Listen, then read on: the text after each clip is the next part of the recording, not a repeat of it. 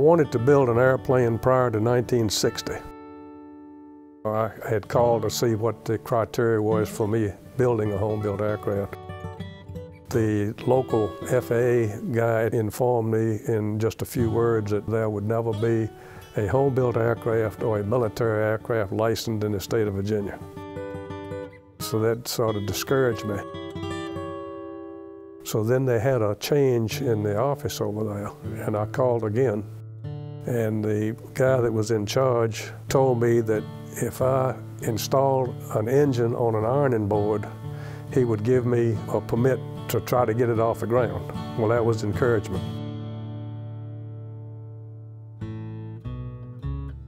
Just always had a desire to fly. As a young kid, I built airplanes and had them hanging up in the ceiling in my bedroom. Started right out of high school, right after I graduated in 1944. I got through solo.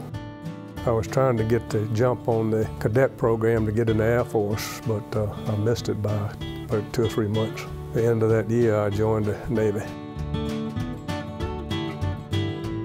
After I got out of the Navy, I took a GI Bill and continued to fly. I had a friend of mine that conned me into getting my commercial and instrument rating and instructor rating.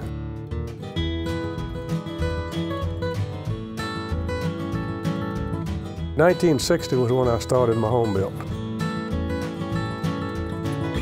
To encourage people to build airplanes and fly airplanes, a friend and I had started the Experimental Aircraft Association, Chapter 231. I was president, I believe, for 5 years. Probably another good 5 years that, I was active. They still have the chapter here in Richmond. Well, it was too expensive to buy one, so I figured I could build one cheaper. You could take your time building it and buy the material as you needed it. It was all wood except for the horizontal stabilizer and the vertical stabilizer and the rudder. I paid $100 for the engine, which was a 0290G ground power unit.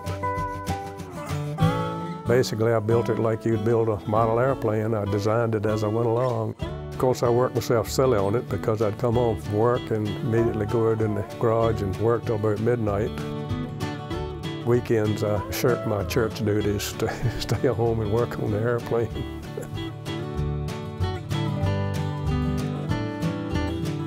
I named it Skeeter. That came from my oldest daughter. So I had a mosquito painted on the tail. I had to fly it. I mean, I'd been working on it for 4 years and I had to fly it. I was down at West Point. It was real gusty. So I took off and went around the field. On a downwind leg, I said, why am I doing this? You have a tendency to think, did I build the wings good enough? Did I build the tail good enough? After you fly it some and it stays all together, you say, well, it must be pretty good, so you start relaxing. It was very sensitive on the controls. I don't think it would have been a plane for a pilot just starting. Well, it's more of a cross-country airplane. It flew very good. It surprised me.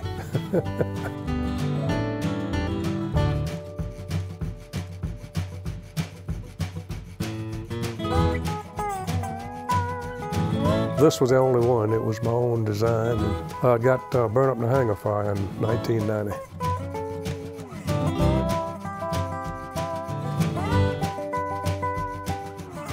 The local FAA could not possibly fly with as many applicants that come up, so that's why they designate pilots to fly with them. You're designated to give certain flight tests, so I had the private, commercial, and instrument, which kept me busy every weekend. You spend about an hour or more on the ground going over an oral and asking questions and so forth. Then you go out and ask him for certain maneuvers, and then you come back and critique what he had done and tell him he did a good job, or if you feel that he needs more doing for a particular operation. That's what we're after, is making safe pilots.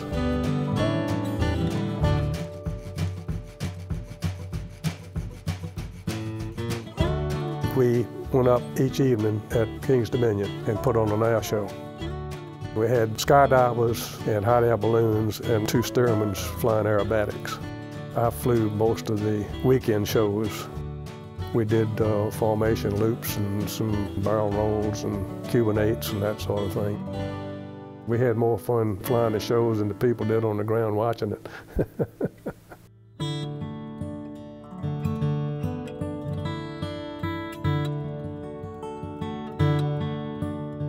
I think I had a good flying career. I got to fly a lot of different airplanes and meet a lot of nice people. I can only speak from my point of view. It just gets in your blood and it's hard to get away from.